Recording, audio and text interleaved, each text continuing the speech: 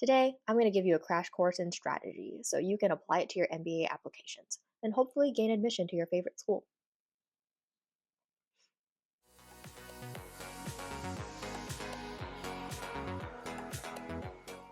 All right, so the cornerstone of strategy is a concept called Porter's Five Forces. You can find a ton of videos about this online, no problem, but for those who don't come from a business background, just like me, the five forces are the threat of new entrants, bargaining power of buyers, the bargaining power of suppliers, the threat of substitutes, and the intensity of rivalry among existing competitors. HBS teaches us there's a bonus force as well, and it's called the complement.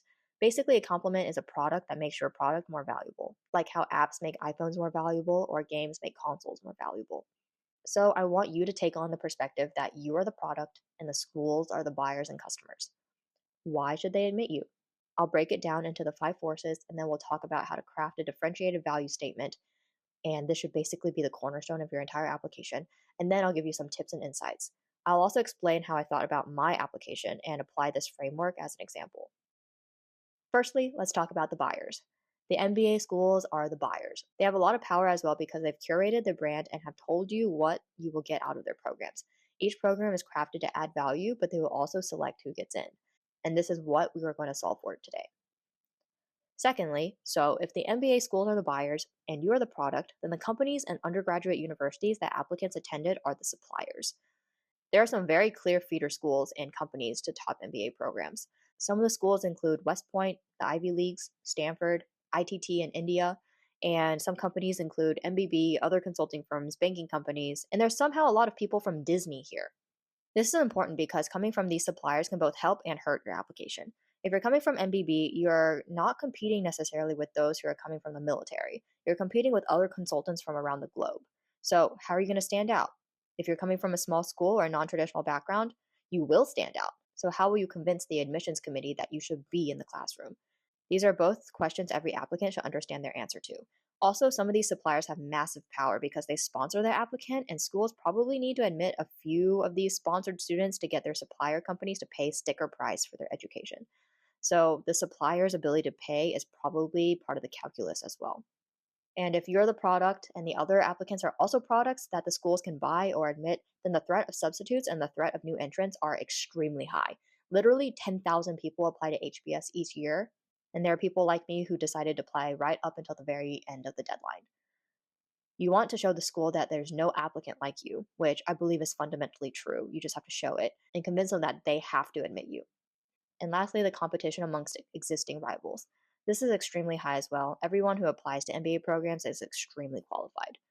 So, based on these five forces, applying to business school is not actually that structurally attractive. Buyers have a ton of power, there's constantly new entrants, substitutes, and high competition, and the suppliers have some power as well. So, what's the secret? The secret is that sixth force, it's to be a complement. Remember what that is? It's a product that makes another product more valuable. Be the app to the mobile phone, the Pokemon game to the Game Boy. So you want to be a person that will bring goodwill to the school's name, someone who will be able to work well with other students and bring value that no one else can bring.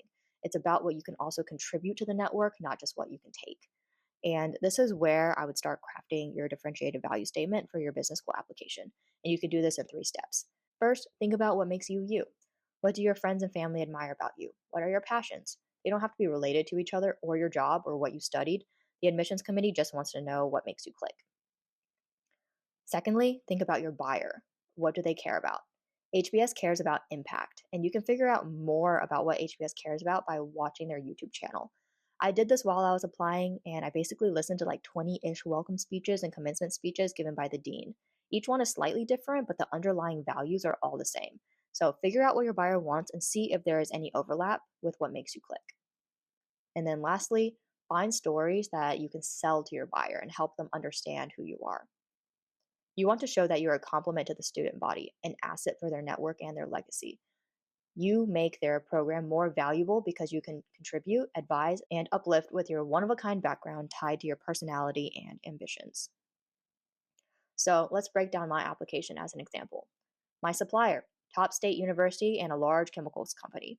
I wouldn't call my undergraduate university a feeder school, but I would assume a lot of students who go to business school wind up applying to these top business schools, including HBS and Wharton. And also, engineers end up in business at some point as well. And as for the company I came from, it would be safe to assume that almost zero people apply. So, what does that mean for me?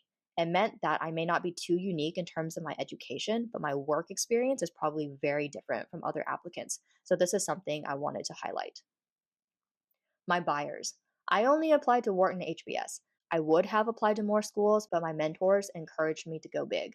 Both of these schools have a lot of power over who they admit, so I needed to be careful about how my application appealed to both schools. Personally, I thought I was a better fit for HBS since Wharton is known as a finance school, but I wanted at least two shots on goal. I did not apply to any other schools because I knew that even if they gave me admission and a huge scholarship, I probably would not go. The buyer's brand was just not strong enough for me. And I did not apply to GSB for personal reasons. Threat of new entrants. I was a new entrant. I never thought about going to business school, but I was somehow convinced to apply. Since I was a stranger to it, I wasn't really concerned about anyone else. In my eyes, everyone else had a leg up on me. So the competition was high, but I kind of knew that there was probably not a substitute for me in my experience. Everyone I worked with was at least a decade older than me, male, and definitely not applying to business school. My field of work was very new, so I knew I was on the cutting edge of digital transformation work I was doing. And that was the angle I decided to lean into. Now, the most important question: am I a complement to whatever the schools have to offer?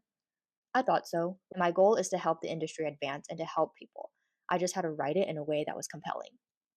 And as for what makes me click, something that I knew was going to be different about me compared to others was my love for cats, or at least being unashamed to wear it on my sleeve and write it in my application. I wanted the admissions committee to remember me as the girl who loves cats and wants to do robot stuff. So I crafted my essays around that. I think that through my essays, they could tell that I was who I said I was, interesting both professionally but also personally, and I was not afraid to be authentic. I think that and being memorable were the things that got me in. I posted my essays, so if you're curious to hear how it all came together, feel free to watch them. So, yeah, that's what I learned in strategy, and that's how you can apply it to business school applications. Think about your suppliers, what that means for your competition, and how you can stand out. Think about the schools you're applying to, what their values are, and how you can show that you're a complement to their program. Schools want you to make connections. They don't need a campus full of ball hogs trying to talk over each other. I genuinely believe anyone can get into their favorite business school without lying. And this might be a hot take, but also without an admissions consultant. I know round two deadlines are coming up and round one decisions are coming out. So good luck, everyone. If you have any questions, feel free to leave them in the comment section below. If you found this helpful, consider liking and subscribing. Until next time, bye, guys.